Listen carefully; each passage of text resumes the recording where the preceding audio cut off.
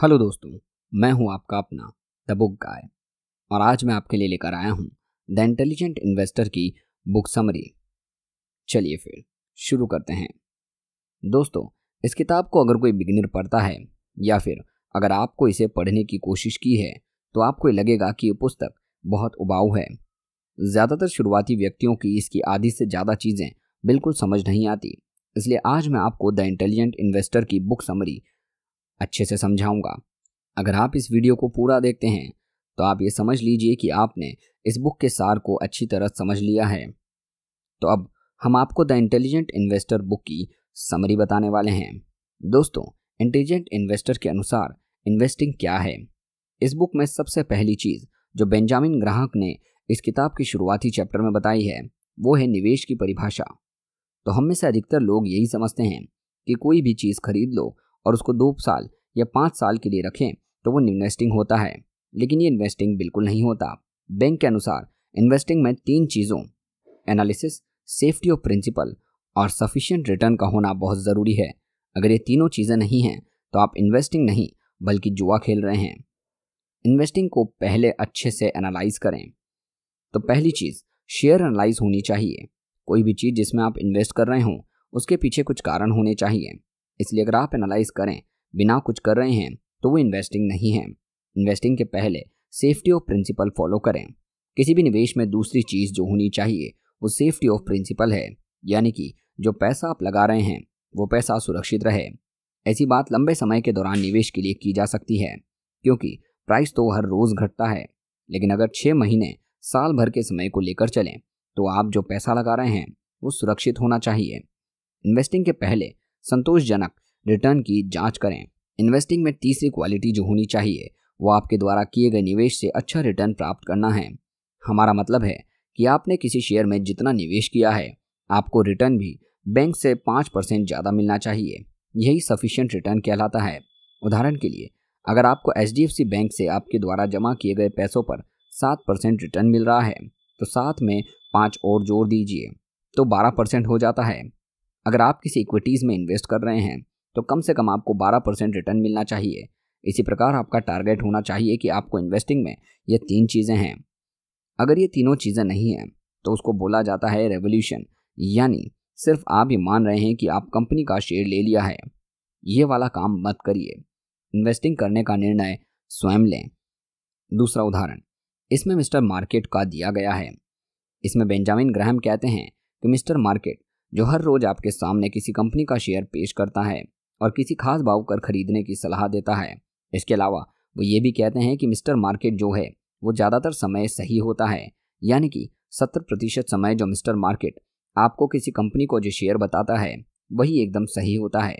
लेकिन कुछ दिनों के लिए मिस्टर मार्केट इमोशनल प्रॉब्लम्स में पड़ जाता है और इमोशनल प्रॉब्लम के कारण कभी वो आपको बहुत सस्ता प्राइस ऑफर करता है या कभी बहुत महंगा प्राइस ऑफर करता है। तो यही आपको डिसीजन लेना है कि यहाँ आपने अगर सही डिसीजन लिया तो ये आपको बहुत बढ़िया रिजल्ट देखने को मिलेंगे, लेकिन अगर आपने गलती की तो आपको ख़राब रिजल्ट मिलेंगे। तो बेंजामिन ग्राहम कहते हैं कि जब बाज़ार में बहुत ज़्यादा गिरावट हो तब आप शेयर खरीद सकते हैं। वहीं दूसरी ओर जब बाज़ार में बहुत ज़्यादा तेज़ी चल रही हो तो आप शेयर बेच सकते हैं। ये किताब इसमें सबसे इम्पॉर्टेंट चीज़ है। इन्वेस्टिंग के पहले जांचें सुरक्षा का मापदंड, यानी कि मार्जिन ऑफ सेफ्टी। इस किताब का अगला सबक जिसने बहुत सारे इन्वेस्टर्स की ज़िंदगी बदल दी वो है the margin of safety. Investing को एक प्रोफेशनल रूप से कॉन्सेप्ट दिया गया है जिसको सुरक्षा का मापदंड बोलते हैं। हम में से सभी लोग अपने एनालाइज में कुछ ना कुछ गलती कर सकते हैं। चलिए मान लेते हैं हमारा एनालिसिस सही हो, ऐसा हो सकता है, लेकिन अगर माहौल बदल जाए तो इसके कारण भी हमें नुकसान हो सकता है। तो ऐसे में कई कारण हो सकते हैं जिनके कारण आप ये उम्मीद कर रहे हो कि ऐसा नहीं होगा, लेकिन ये सच जरूरी है कि आप सबसे पहले सेफ्टी लेकर चलें। उदाहरण के लिए, अगर आप मान लेते हैं कि आप इंजीनियर हैं, आपको एक पुल बनाने का काम दिया गया है जिसकी 10,000 पाउंड की कैपेसिटी हो, तो क्या आप एग्जैक्टली 10,000 पाउंड की कैपेसिटी वाला ब्रिज ही बनाएंगे?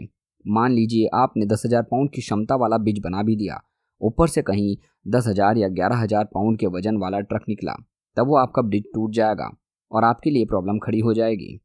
वहीं अगर हम मार्जिन ऑफ सेफ्टी लेकर चलेंगे तो आप 10,000 का नहीं बल्कि आप शायद 11 या 12,000 पाउंड की कैपेसिटी का ट्रक बनाएंगे और फिर उसे ब्रिज पर से लेकर जाएंगे। ताकि आपको और सेफ्टी मिल जाए।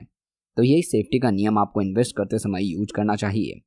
इसलिए आप किसी भी कंपनी का शेयर उसके फेयर प्राइस के नीचे खरीदें। यानी अगर उसका फेयर प्राइस 100 बनता है तो आप उसे 80 या फिर 100 रुपये में खरीदें। मान लीजिए 100 रुपये की चीज़ आप 70 में खरीद रहे हैं, तो वो आपकी तरफ से एनालिसिस में गलती हो सकती है। यहाँ पर डिस्काउंट हो जाएगी। कंपनी का बिजनेस थोड़ा बहुत ख़राब हो सकता है, वो आपको सेफ्टी दे देगा, या पूरा बिजनेस एनवायरनमेंट ख़राब हो जाए तो भी आपको यहाँ सेफ्टी मिल जाएगी। तो हमेशा जो है मार्जिन ऑफ सेफ्टी का ध्यान रखिए। कोई भी कंपनी का शेयर आप ले रहे हैं तो बिना मार्जिन ऑफ सेफ्टी के बिल्कुल मत लीजिए। इंटेलिजेंट इन्वेस्टर बुक के अनुसार इन्वेस्टर्स के कितने प्रकार होते हैं? इस किताब में बेंजामिन ग्राहम ने 3 प्रकार के इन्वेस्टर्स के बारे में बताया है, जिनमें से पहला है डिफेंसिव इन्वेस्टर। बेंजामिन ग्राहम के अनुसार डिफेंसिव इन्वेस्टर वो इन्वेस्टर होता है जिसको लॉस से डर लगता है, जो टाइम नहीं देना चाहता, जो रिसर्च और ज़्यादा रिस्क नहीं लेना चाहता है। ऐसे इन्वेस्टर को वो डिफेंसिव इन्वेस्टर कहते हैं। एंटरप्राइजिंग इन्वेस्टर बेंजामिन ग्राहम के अनुसार दूसरा एंटरप्राइजिंग इन्वेस्टर होता है। ये वो इन्वेस्टर होता है जो रिस्क लेना चाहता है, जो मेहनत करना चाहता है और जो निवेश में रिसर्च के लिए टाइम दे सकता है, और जिसको खुद पर काफ़ी भरोसा होता है, जिसको लगता है कि मैं अच्छी रिसर्च कर रहा हूँ, और जो खुद पर कॉन्फिडेंस रखता है। बेंजामिन ग्राहम बोलते हैं कि एंटरप्राइजिंग इन्वेस्टर ज़्यादा रिटर्न बनाता है, उसको डिफेंसिव इन्वेस्टर के मुकाबले बहुत ज़्यादा और अच्छा रिजल्ट मिलता है। डिफेंसिव इन्वेस्टर और एंटरप्राइजिंग इन्वेस्टर में अंतर। दोनों प्रकार के निवेशक में अंतर की बात की जाए तो defensive investor auto pilot nature का होता है।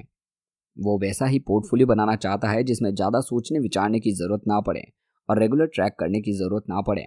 जबकि एंटरप्राइजिंग इन्वेस्टर रिसर्च कर सकता है, मेहनत कर सकता है, टाइम दे सकता है, और वह ऐसा पोर्टफोलियो पसंद नहीं करता। डिसीजन लेने में उसको प्रॉब्लम नहीं होती है। इसके अलावा डिफेंसिव इन्वेस्टर इमोशनल होता है, वो इन सारी चीज़ों से डरता है। लेकिन एंटरप्राइजिंग इन्वेस्टर इमोशनल नहीं होता, वो बिल्कुल इंटेलेक्चुअल होता है। वो नॉलेज पर भरोसा रखता है, उसे अपनी इंटेलिजेंस पर भरोसा है। हाइब्रिड इन्वेस्टर एंटरप्राइजिंग इन्वेस्टर और डिफेंसिव इन्वेस्टर के बीच एक और तीसरे टाइप का हाइब्रिड इन्वेस्टर भी हो सकता है। हाइब्रिड इन्वेस्टर वो लोग होते हैं जो डिफेंसिव भी होते हैं और एंटरप्राइजिंग भी होते हैं। ये दरअसल उस कैटेगरी के लोग होते हैं जो टाइम नहीं खर्च करना चाहते, ये रिसर्च कर नहीं सकते क्योंकि रिसर्च से उनको नॉलेज नहीं है, और ये पैसा भी नहीं खर्च करना चाहते। बेंजामिन ग्राहम कहते हैं कि आप हाइब्रिड इन्वेस्टर बिल्कुल मत बनिए। आप या तो प्रॉपर्ली रिसर्च कीजिए, अगर नहीं कर सकते तो डिफेंसिव इन्वेस्टर की जो स्ट्रेटेजी है उसको फॉलो कीजिए, लेकिन एक खिचड़ी बनाने वाला काम बिल्कुल मत करिए। अगर ये करेंगे तो कहीं के नहीं रहेंगे, आपको कोई रिटर्न नहीं मिलेगा। इसमें आप HDFC सेविंग बैंक अकाउंट के मुकाबले में रिटर्न भी मार्केट से नहीं बना पाएंगे। तो दोस्तों, ये थी बुक समरी बेंजामिन ग्राहम की द इंटेलिजेंट इन्वेस्टर। आपको ये बुक समरी कैसी लगी हमें कमेंट सेक्शन में ज़रूर बताइए, और अगर आपको ये वीडियो अच्छी लगी हो तो इस वीडियो को लाइक और चैनल को सब्सक्राइब करना ना भूलें। साथ ही अगर आप इस बुक को खरीदना चाहते हैं तो इसका लिंक नीचे डिस्क्रिप्शन में दिया गया है। सबसे इम्पोर्टेंट बात, आप ऐसी ही कई बुक्स की अगर फुल ऑडियो बुक सुनना चाहते हैं तो उसका लिंक हमारे चैनल के डिस्क्रिप्शन में मिल जाएगा। मिलते हैं अगली वीडियो में अगली समरी के साथ। धन्यवाद।